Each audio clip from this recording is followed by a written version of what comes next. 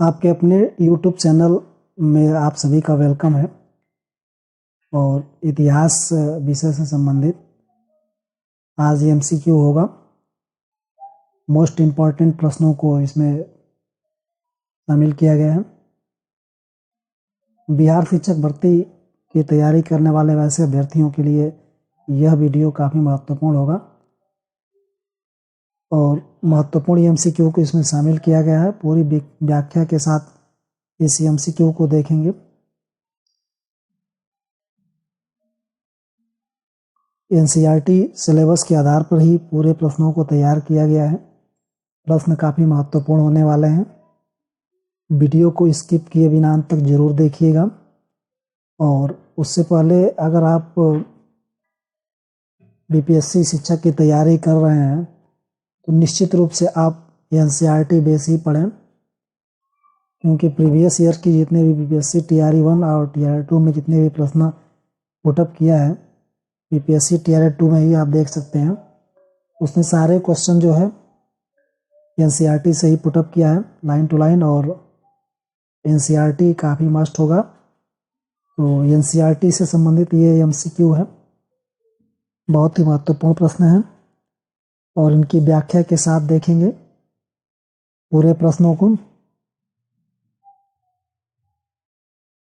अगर आप BPR शिक्षक की तैयारी कर रहे हैं तो मेरे चैनल हिस्ट्री वाला को सब्सक्राइब जरूर कर लीजिएगा, क्योंकि 6 to 8 और 9 to 10 के लिए सोशल साइंस की तैयारी इस चैनल से कराई जाती है और बिल्कुल मुफ्त कराई जाती है, बिल्कुल फ्री में कराई जाती है।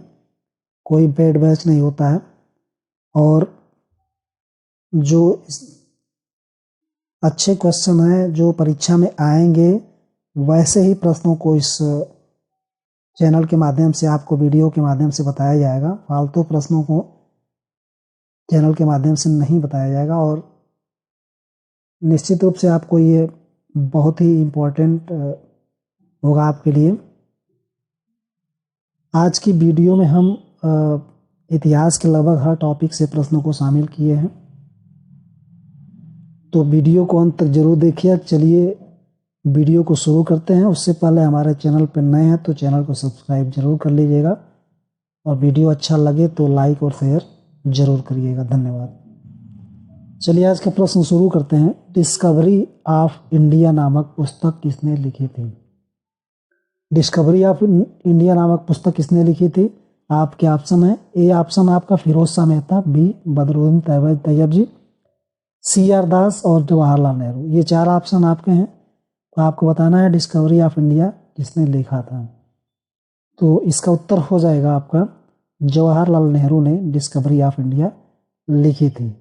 और इस पुस्तक को उन्होंने 1944 ईस्वी में लिखा था।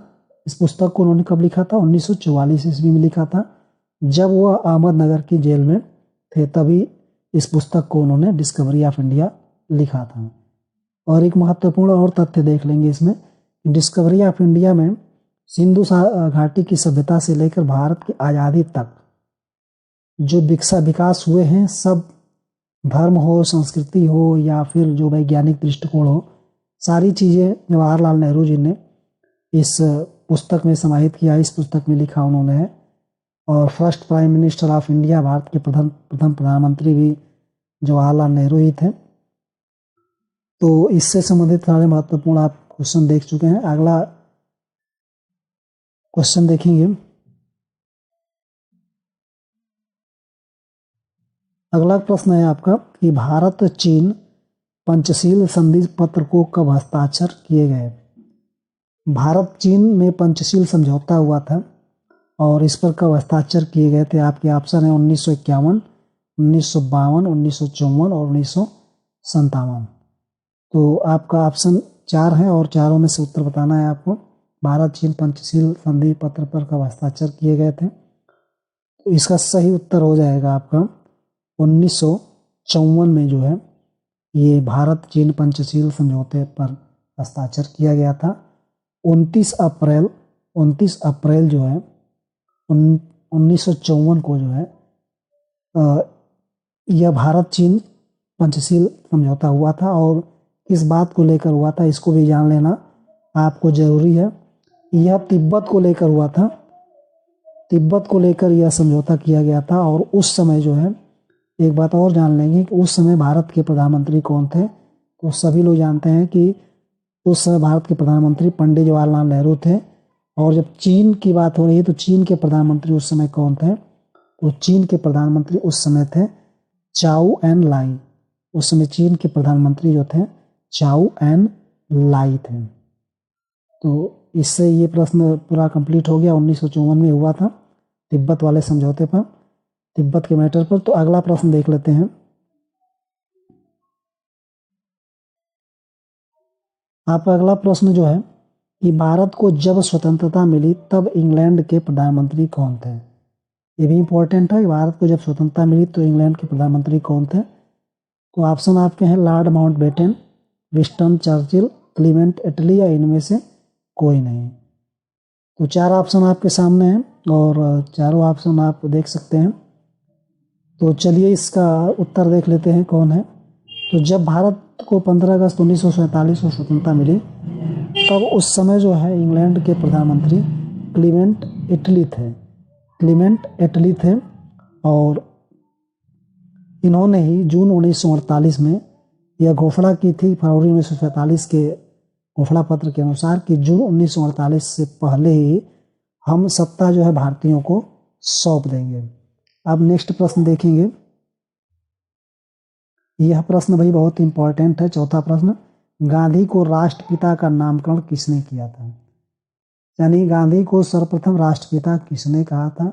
यह इंपॉर्टेंट क्वेश्चन है। जवाहरलाल नेहरू ऑप्शन, और मोतीलाल नेहरू, सरोजनी नायडू और सुभाष चंद्र बोस, इनमें से किसने गांधी जी को राष्ट्रपिता कहकर संबोधित किया था? तो इसका उत्तर हो जाएगा सुभाष चंद्र बोस ने गांधी जी को सर्वप्रथम राष्ट्रपिता कहकर संबोधित किया था। अब इसके बारे में कुछ महत्वपूर्ण तथ्य जान लेंगे। तो इन्होंने, सुभाष चंद्र बोस ने कब गांधी जी को राष्ट्रपिता कहा?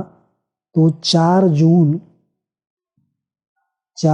1944 को जो है, 4 जून 1944 को सिंगापुर रेडियो से एक संदेश प्रसारित करते हुए राष्ट्रपिता महात्मा गांधी, उन्होंने गांधी जी को राष्ट्रपिता कहकर संबोधित किया। कब? 4 जून 1944 को सिंगापुर रेडियो से एक संदेश प्रसारित करते हुए उन्होंने महात्मा गांधी को राष्ट्रपिता कहकर संबोधित किया। अब नेक्स्ट प्रश्न देखेंगे। पंजाब हिंदू सभा की स्थापना किसने की थी? यह भी इंपॉर्टेंट है। पंजाब हिंदू सभा की स्थापना किसने की थी? आपके ऑप्शन हो जाएंगे UN मुखर्जी, लाल चंद्र, पहला और दूसरा दोनों, या अजित सिंह ने। तो इसका उत्तर आपका क्या होगा आप बताएंगे। और चलिए देख लेते हैं इसका उत्तर क्या होता है। तो इसका उत्तर हो जाएगा UN मुखर्जी और लाल चंद्र दोनों ने मिलकर के इस पंजाब हिंदू सभा की स्थापना की थी। सी उत्तर इसका सही हो जाएगा। और इन्होंने 1909 ईस्वी में जो है पंजाब हिंदू सभा की स्थापना की थी। और यह किस लिए किया गया था? तो हिंदू हितों पर जो बल देना था, वही मतलब हिंदू हित के लिए जो है यह इस सभा की स्थापना की गई थी। अब छठा प्रश्न देखेंगे। जैन साहित्यिक कृति परिशिष्ट परवर किस कृति का परिशिष्ट है? आपके ऑप्शन है मूल सूत्र, षष्ठी शलाका, पुरुष चरित्र, उपनीति भाव, प्रपंच कथा, या प्रबंध चिंतामणि। इनमें से कौन आपका उत्तर हो जाएगा, ये आपको बताना है। तो इसका उत्तर देख लेंगे। त्रिषष्ठी शलाका पुरुष चरित्र, इसमें कोई बहुत व्याख्या करने वाली चीज नहीं है। चलिए अब आगे देख लेते हैं। यह भी क्वेश्चन इंपॉर्टेंट है। पाकिस्तान बनाने के विचार का प्रथम प्रणेता कौन रहे थे? यह क्वेश्चन काफ़ी इंपॉर्टेंट है और मैक्सिमम इस परीक्षाओं में इस प्रश्न को पूछता है, पुटअप करता है। तो आपके ऑप्शन हो जाएंगे मोहम्मद अली जिन्ना, शौकत अली, सर सैयद अहमद खान, या मोहम्मद इकबाल। इन चारों में कौन थे जिन्होंने पाकिस्तान को बनाने का विचार प्रथम बार प्रस्तुत किया था? तो इसका उत्तर हो जाएगा मोहम्मद इकबाल ने जो है सर्वप्रथम पाकिस्तान बनाने का विचार प्रस्तुत किया था। अब नेक्स्ट प्रश्न देखेंगे। आपका अगला प्रश्न है, तत्वबोधिनी पत्रिका का प्रारंभ किसने किया था? यह इंपॉर्टेंट प्रश्न है कि तत्वबोधिनी पत्रिका का प्रारंभ किसने किया था। तो इसका ऑप्शन देख लेंगे, राजा राम मोहन राय, राजनारायण बोस, देवेंद्र नाथ टैगोर या केशव चंद्र सेन। किसने किया था तत्वबोधिनी पत्रिका का प्रारंभ? तो इसका उत्तर हो जाएगा आपका, तत्वबोधिनी पत्रिका का जो प्रारंभ यानी संपादन किया था तो ये देवेंद्र नाथ टैगोर ने किया था। देवेंद्र नाथ टैगोर ने किया था। और देवेंद्र नाथ टैगोर द्वारा जो है 16 अगस्त जो है 1839 को इस पत्रिका की शुरुआत की गई थी। और एक इम्पॉर्टेंट चीज़ इसमें है कि यह पत्रिका किस भाषा में प्रकाशित होती थी। तो यह बांग्ला भाषा में प्रकाशित होती थी और यह कोलकाता से प्रकाशित होती थी। तो अब अगला प्रश्न देखेंगे इसका, बहिष्कृत भारत पत्रिका को किसने आरंभ किया था? यह भी इम्पोर्टेंट प्रश्न है। तो ऑप्शन हो जाएगा बी आर अम्बेडकर, करसोनदाल मुलजी, भानदाजी, ज्योतिबा फुले। इनमें से किसने बहिष्कृत भारत पत्रिका को प्रारंभ किया था? तो इसका उत्तर हो जाएगा बी आर अम्बेडकर ने, भीमराव अम्बेडकर ने जो है बहिष्कृत भारत पत्रिका को प्रारंभ किया था। और इस पत्रिका की शुरुआत जो है 3 अप्रैल 1927 ईस्वी को मराठी में इस पत्रिका को प्रकाशित किया गया था। 3 अप्रैल 1927 से जो है इस पत्रिका को मराठी में प्रकाशित किया गया था। अब नेक्स्ट प्रश्न देख लेंगे। हर टॉपिक से प्रश्नों को शामिल किया गया है। यहाँ कुछ सूची दी हुई है, उसमें मिलान करना है आपको। तो 1857 के विद्रोह के केंद्र और उनके नेताओं पर विचार कीजिए तथा सूची प्रथम को सूची द्वितीय से सम्मिलित करते हुए कोट में सही उत्तर का चयन करना है। आपको कोट में सही उत्तर का चयन करना है। और आपके कोट है, नाना साहब जो थे यहाँ दिल्ली दिया है, नवाब हमीद अली खां कानपुर, मौलवी अहमदुल्ला अवध या मनीराम दीवान असम। इसमें से आपको सही चयन करना है कि कौन कहाँ से 1857 के विद्रोह से जुड़े हुए थे। और कोट आपका है, ये 4 कोट आपके हैं। तो ये बी, सी और डी, तो ये चारों कोट में से आपको चयनित करना है कि कौन सा इसका उत्तर सही होगा। तो इसका देख लेते हैं हम। तो नाना साहब ये 1857 के विद्रोह से ये कानपुर से जुड़े हुए थे, ये लोग सभी लोग जानते हैं। नवाब हमीद अली खां, तो ये दिल्ली के केंद्र से जुड़े हुए थे। मौलवी अहमदुल्ला साहब यह अवध से ही थे। और मनीराम दीवान ये जो है असम से थे। तो इस तरह आपका ऑप्शन ए का दूसरा हो जाएगा। ए का दूसरा आपका इसमें ही है, सिर्फ और सिर्फ सी में। तो ए का दूसरा, बी का 1 और सी का 3 और डी का 4। चलिए अगला ही प्रश्न देख लेते हैं। निम्नलिखित में से कौन सा इतिहासकार वामपंथी इतिहासकार नहीं है? यहाँ ये प्रश्न है कि वामपंथी इतिहासकार कौन नहीं है। तो ऑप्शन सुमित सरकार, रोमिला थापर, ए आर देसाई या आरसी मजूमदार।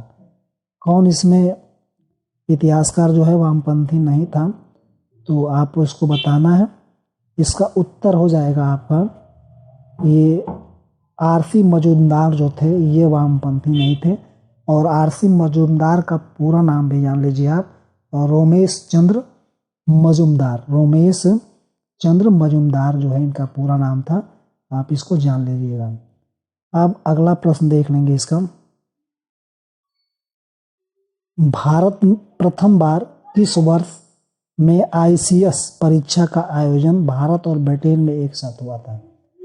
प्रश्न ये पूछ रहा है कि पहली बार जो है किस वर्ष ICS की परीक्षा का आयोजन भारत और ब्रिटेन में एक साथ किया गया था। तो 1921 ऑप्शन हो जाएगा, 1922, 1923, 1924।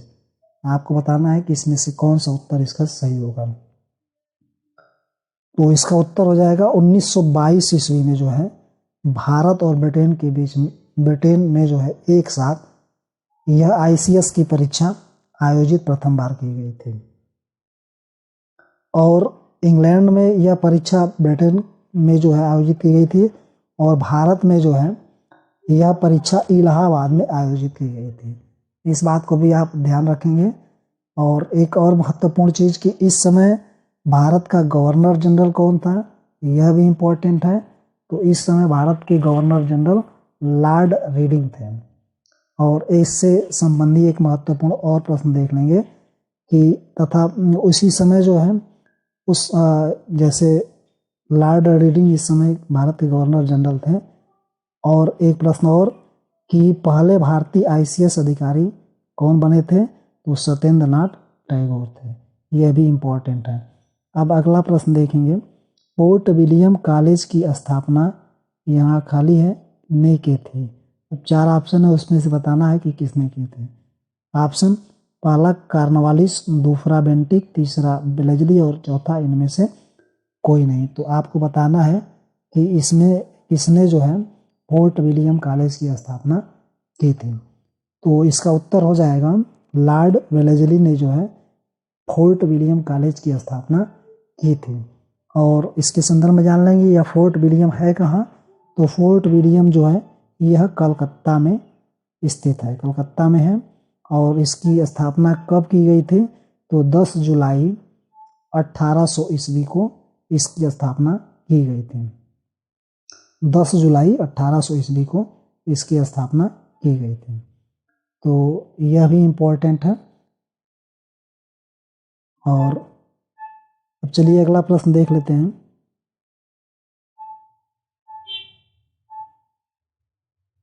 बंगाल में अस्थाई बंदोबस्त से क्या हुआ था।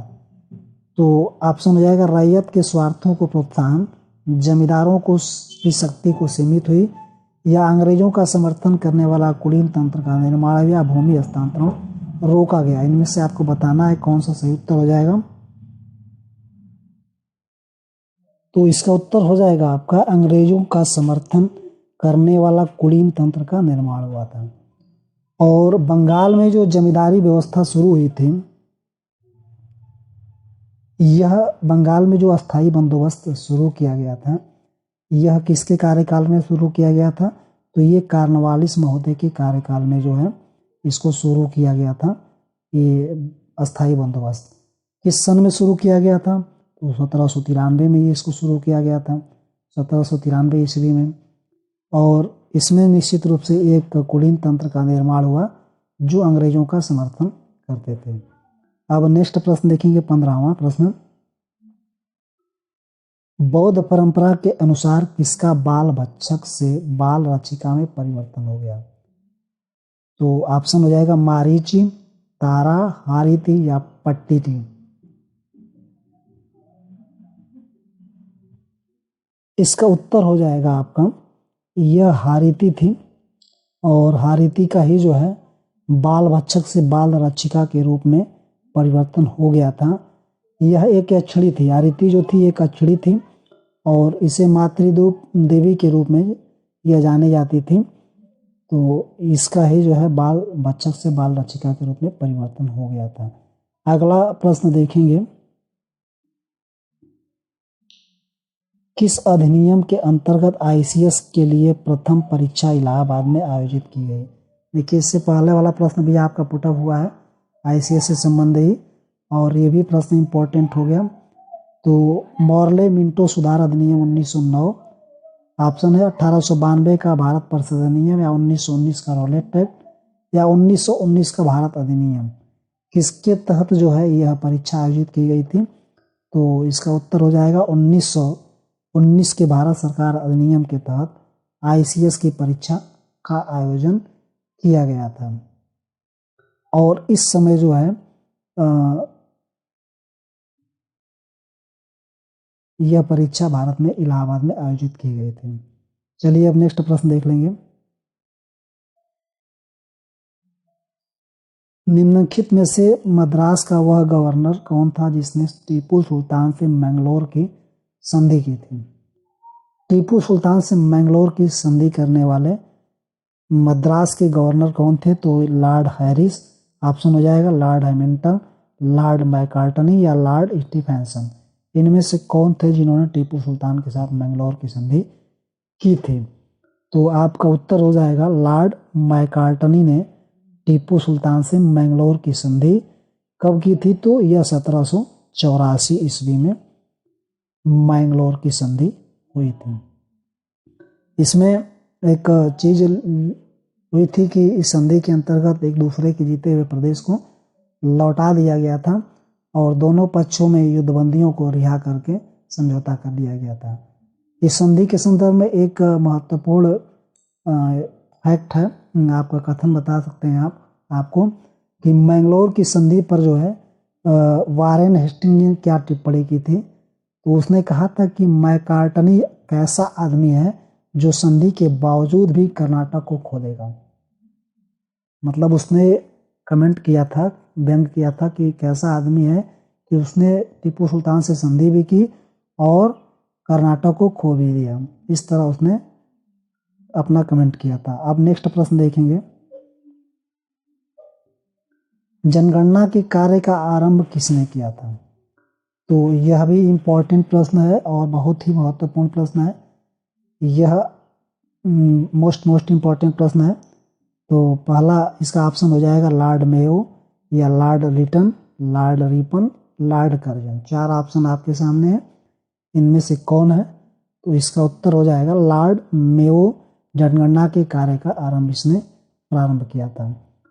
तो अब इसका थोड़ी सी व्याख्या देख लेंगे कि सर्वप्रथम जनगणना जो शुरू हुई थी यह 1872 ईस्वी में शुरू की गई थी जब लॉर्ड मेयो का कार्यकाल था। लेकिन जो है नियमित, आप कह सकते हैं नियमित जनगणना जो है 1881 में शुरू की गई थी और 1881 में जब नियमित जनगणना शुरू हुई तो लॉर्ड रिपन ने इसकी शुरुआत की थी। लॉर्ड रिपन ने इसकी शुरुआत की थी। अब एक इम्पॉर्टेंट चीज़ और जान लीजिए कि हमारी जो 2021 की जनगणना देश की होने वाली है उसमें जो है आपकी जो हो चुकी है 16वीं और स्वतंत्र भारत की 8वीं जनगणना होगी और इसका थीम भी आप जान लीजिए, जन भागीदारी से जन कल्याण। तो 2011 का भी जान लेंगे। 2011 में जो जनगणना हुई थी उसका थीम हमारी जनगणना और हमेशा हमारा भविष्य था, यह उसकी थीम थी। अब चलिए अगला प्रश्न देख लेते हैं। भारत में 17वीं शताब्दी में कौन सी नई फसलें आई? यह भी इम्पोर्टेंट प्रश्न है कि 17वीं शताब्दी में कौन सी नई फसल भारत में आई थी? तो ऑप्शन हो जाएगा तंबाकू और मक्का, गन्ना और नील, चना और जौ, धान और बाजरा। इनमें से कौन सी फसलें जो हैं यह 17वीं शताब्दी में आई थी? तो इसका उत्तर हो जाएगा आपका यह तंबाकू और मक्का जो है यह 17वीं शताब्दी की नई फसल है। और तंबाकू और मक्का को भारत में कौन लाया था? तो यह पुर्तगाली लाए थे। यह कौन लाए थे? पुर्तगाली लाए थे। और बाकी आपका गन्ना, नील, चना, जौ और धान बाजरा ये पहले से ही भारत में उपजाई जाते थे। तो तंबाकू और मक्का को लाने वाले इससे प्रश्न एक और बनेगा, कौन थे? तो पुर्तगाली थे। अब नेक्स्ट प्रश्न देखेंगे,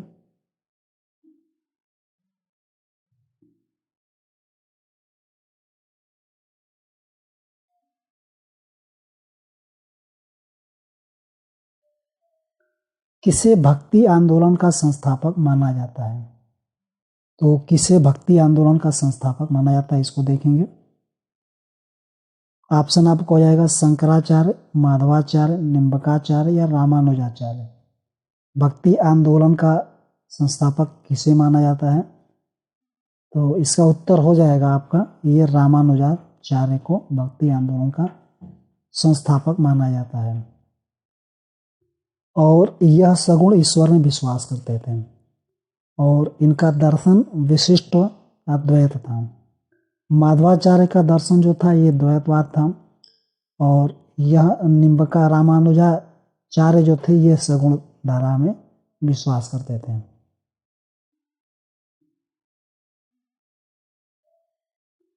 किताबुल हिंद के रचयिता, किताबुल हिंद के रचयिता, यह किताब इम्पोर्टेंट है और इसके रचयिता कौन है? तो ऑप्शन हो जाएगा इसामी, इब्न बतूता, अल बरूनी या उतबी। कौन इस किताब को लिखा है उसको बताना है आपको। तो इस किताब के रचयिता जो हैं, इस किताब को लिखने वाले जो हैं अल बरूनी हैं। अल बरूनी ने इसे अरबी भाषा में लिखा था। किस भाषा में लिखा था? अरबी भाषा में लिखा है। और इस किताब में उसने भारत के धर्म, दर्शन, त्योहार, खगोल विज्ञान, रीति रिवाज, सामाजिक जीवन यानी मूर्तिकला, कानून, विज्ञान सब विषयों का वर्णन इस किताब में उसने किया है भारत के संदर्भ में। अगला प्रश्न देखेंगे।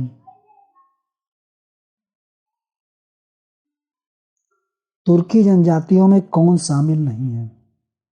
अब ये पूछ रहे हैं कि तुर्की जनजातियों में कौन शामिल नहीं है। तो सेजलुक, गुज, करलुग या संसबनी, कौन यह तुर्की जातियों में शामिल नहीं है? इसका उत्तर हो जाएगा संसबनी जो है यह तुर्की जाति में शामिल नहीं है। और आगे प्रश्न देखेंगे, इसमें कुछ व्याख्या के लायक उतना है नहीं। नेक्स्ट प्रश्न है, निम्नलिखित में से किस युद्ध में शेरशाह सूरी ने भाग लिया था? तो उत्तर आपका ऑप्शन हो जाएगा पानीपत के प्रथम युद्ध में, पानीपत के द्वितीय युद्ध में, पानीपत के तृतीय युद्ध में, या इनमें से कोई नहीं। अब इसका उत्तर देख लेंगे कि पानीपत के शेरशाह सूरी ने किस युद्ध में भाग लिया था उसको जानेंगे। तो शेरशाह सूरी ने ना पानीपत के प्रथम युद्ध में भाग लिया था, ना द्वितीय युद्ध में भाग लिया था और ना ही तृतीय युद्ध में भाग लिया था। वह जो है मुगल सम्राट बाबर की ओर से चंदेरी के युद्ध में 1528 में भाग लिया था, जो इनमें से कोई नहीं हो जाएगा। तो शेरशाह सूरी ने चंदेरी के युद्ध में बाबर की सेना की ओर से यह भाग लिया था। अब अगला प्रश्न देखेंगे। मुगल साम्राज्य का प्रांतों में विभाजन पहली बार किसने किया था? यह इंपॉर्टेंट प्रश्न है। मुगल साम्राज्य का प्रांतों में विभाजन पहली बार किसने किया था? ऑप्शन आपके हैं बाबर, हुमायूं, जहांगीर, अकबर। किसने किया था आपको बताना है। तो मुगल प्रांतों का विभाजन जो है प्रांतों में सबसे पहले अकबर ने ही किया था। और अकबर ने 1580 ईस्वी में जो है अपने साम्राज्य को जो है 12 प्रांतों में विभाजित किया था, 12 सूबों या प्रांतों में विभाजित किया था। और यह जो है इसने अपने साम्राज्य को 12 सूबों या प्रांतों में पहली बार अकबर ने भी इसको विभाजित किया था। अब नेक्स्ट प्रश्न देखेंगे।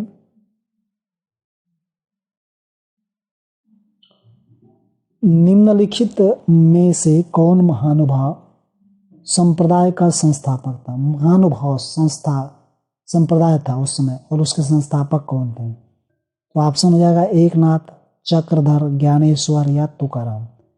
कौन इसमें उस महानुभाव संप्रदाय के संस्थापक थे? तो इसका उत्तर हो जाएगा चक्रधर महोदय थे।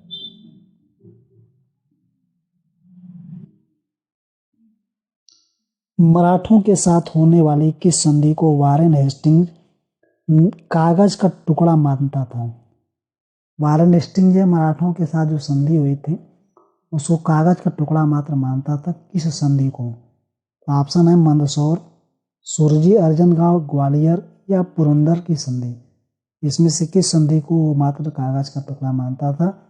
तो पुरंदर की संधि को वह कागज का टुकड़ा मानता था। और पुरंदर की संधि जो है कब हुई थी? ये 1776 ईस्वी में हुई थी। और किसके बीच में हुई थी? तो पेशवा माधव राव नारायण और अंग्रेजों के बीच में हुई थी। अब सुरजी अर्जनगांव संधि के बारे में देख लेंगे। तो सुरजी अर्जनगांव की संधि जो है 1803 ईस्वी में हुई थी। 1803 ईस्वी में 30 दिसंबर को संधि सिंधिया और अंग्रेजों के बीच में हुई थी। अब जो है अगला आपका ग्वालियर की संधि देखेंगे। तो ग्वालियर की संधि जो है यह 5 नवंबर 1817 ईस्वी को हुई थी। 5 नवंबर 1817 को दौलत राव सिंधिया और अंग्रेजों के बीच यह संधि हुई थी। अब मंदसौर की संधि जो है यह 6 जनवरी 1818 ईस्वी को होलकर और अंग्रेज के बीच में हुई थी। ये चारों संधियां आपकी अंग्रेजों के बीच में, अंग्रेजों के साथ हुई थी। अब नेक्स्ट प्रश्न देखेंगे। रज़्मनामा फारसी अनुवाद है। यह बहुत ही इंपॉर्टेंट और मोस्ट इंपॉर्टेंट प्रश्न है। तो इस पंचतंत्र का है या रामायण का है, महाभारत का है या कथा सरित सागर का है? किसका यह रज़्मनामा फारसी अनुवाद है? मोस्ट इंपॉर्टेंट प्रश्न है, मोस्ट इंपॉर्टेंट प्रश्न है और इसको आप जान लीजिएगा, कंफ्यूज मत होइएगा। यह महाभारत का फारसी अनुवाद है। और महाभारत का फारसी अनुवाद जो है किसके आदेश पर हुआ था? तो ये भी जान लीजिएगा, यह अकबर के आदेश पर हुआ था। और इसमें कौन कौन लोग शामिल थे?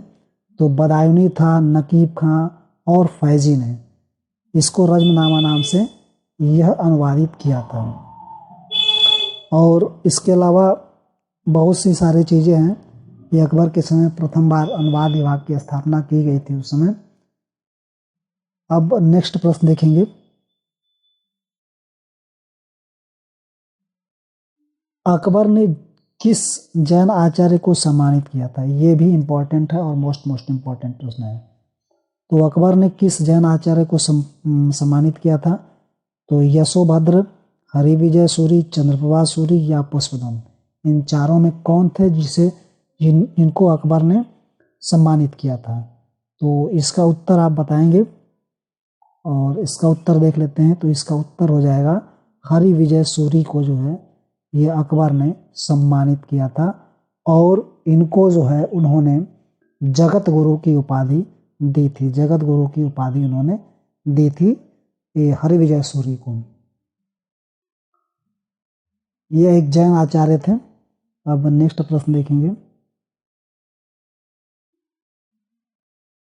निम्नलिखित में से कौन सा विदेशी यात्री 6 बार भारत आया था? 1-2 बार नहीं, पूरे 6 बार भारत आया था। तो ऑप्शन हो जाएगा Jean Baptiste Tavernier, Edward Terry, Nicholson Downton और फ्रांसिस्को पेल्थर्ट। कौन इसमें जो है 6 बार आया था, इसको बताना है आपको। इसका उत्तर हो जाएगा जीन बैप्टिस्ट ट्रेवेलियर जो है 6 बार भारत आया था। और उसने 6 बार भारत की यात्रा की थी। 1638 से लेकर के 1663 ईस्वी के बीच में जो है इसने 6 बार यात्रा की थी। इसके संबंध में एक और महत्वपूर्ण प्रश्न देख लेंगे। यह पेशे से जौहरी था। इससे भी प्रश्न पूछता है कि कौन विदेशी यात्री जो मुगल काल में आया था वह जो है पेशे से जौहरी था। तो यह जीन बैप्टिस्ट ट्रेवेलियर था, यह पेशे से जौहरी था। और किसके शासनकाल में आया था? ये भी इम्पोर्टेंट है। तो शाहजहां के शासनकाल में यह आया था, शाहजहां के शासनकाल में आया था। इसके द्वारा लिखी गई पुस्तक के बारे में पूछता है। तो ट्रेवल्स इन इंडिया इसकी पुस्तक लिखी गई है इसके द्वारा, जिसमें शाहजहां और औरंगजेब के शासनकाल का विस्तार से वर्णन है। अब नेक्स्ट प्रश्न देखेंगे। बलबन के द्वारा विजय के स्थान पर सुदृढ़ीकरण की नीति अपनाने के लिए निम्नलिखित में से कौन एक कारण नहीं था?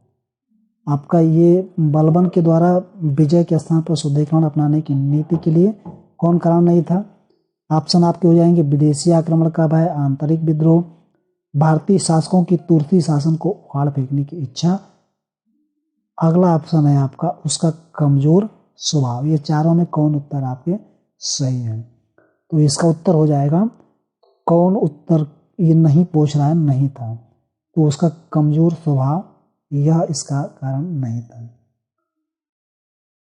अब नेक्स्ट प्रश्न देख लेंगे। महमूद गजनवी बलबन जो था एक इसने राजत्व का सिद्धांत अपनाया था। अगला प्रश्न देखेंगे। निम्नलिखित में से कौन सा अष्टभुजी मकबरा है? अष्टभुजी मकबरा कौन है यह आपको बताना है। तो ऑप्शन हो जाएगा सिकंदर लोदी का मकबरा, बलबन का मकबरा, गयासुद्दीन तुगलक का मकबरा, फिरोज शाह तुगलक का मकबरा। ये चारों में किसका मकबरा जो है यह अष्टभुजी मकबरा है, यह आपको बताना है। कि सिकंदर लोदी का मकबरा जो है यह अष्टभुजी मकबरा है। अब नेक्स्ट प्रश्न देखेंगे इसका 32वां प्रश्न है, अमीर खुसरो ने अपनी रचना आशिका किसके आदेश पर लिखी? एक प्रश्न यह बनेगा कि अमीर खुसरो की रचना क्या नाम है? आशिका, और किसके आदेश पर लिखी?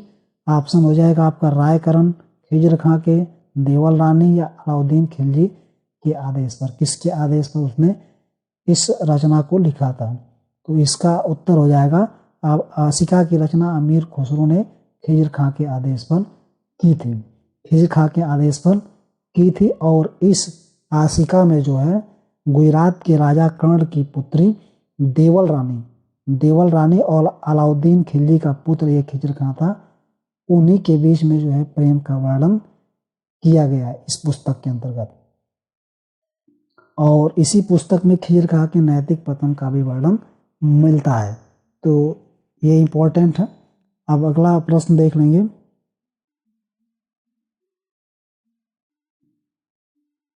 वह कौन सुल्तान था जो स्वयं को नायब ए खुदाई या ईश्वर का प्रतिनिधि कहता था? कौन सुल्तान था जो स्वयं को ही नायब कहता था और ईश्वर का प्रतिनिधि भी कहता था? तो ऑप्शन हो जाएगा इल्तुतमिश, बलबन, अलाउद्दीन खिलजी या गयासुद्दीन तुगलक। तो इसका उत्तर हो जाएगा आपका बलबन स्वयं को ईश्वर का प्रतिनिधि कहता था। अब अगला प्रश्न देखेंगे। अब ये प्रश्न देखेंगे, विख्यात पुराणों के आधार पर निम्न में से कौन सा स्थान भगवान शिव द्वारा अपने लकुलिश अवतार के लिए चुना गया? इस प्रश्न के कहने का तात्पर्य है कि भगवान शिव जो थे अपने अवतार लकुलिश अवतार में जो है किस स्थान पर जन्म लिए थे? तो श्रीशैल, काशी, उज्जैनी या कायावरोहण में कहाँ पे उन्होंने इस अवतार के लिए अपनी जगह चुनी थी? तो इसका उत्तर हो जाएगा कायावरोहण में जो है यह लकुलिश अवतार के लिए उन्होंने अपनी जगह चुनी थी। और यह कायावरोहण जो है गुजरात में है। कहाँ पे है? यह गुजरात में है। और इससे महत्वपूर्ण तत्व और देख लेंगे, यह लकुलिश ने पाशुपत संप्रदाय की स्थापना की थी। पाशुपत संप्रदाय की स्थापना की थी जो शैव धर्म का एक प्राचीनतम संप्रदाय है और जिसमें जो है शिव को प्रमुख देवता के रूप में माना जाता है। और इनका जन्म जो है लकुलिश का जन्म जो है मैंने बताया मैंने अभी गुजरात के कायावरोहण में हुआ था। और इस धर्म के लोग जो है यह 5 पदार्थों की सत्ता को स्वीकार करते हैं, कार्य, कारण, योग, अवधि और दुखांत। ये 5 करण लोग अपना उस सत्ता को स्वीकार करते हैं। तो लकुलिश ने जो है पंचार्थ नामक ग्रंथ की भी रचना की थी। इस बात को भी आप जान लीजिएगा, लकुलिश ने पंचार्थ नामक एक ग्रंथ की रचना भी किया था।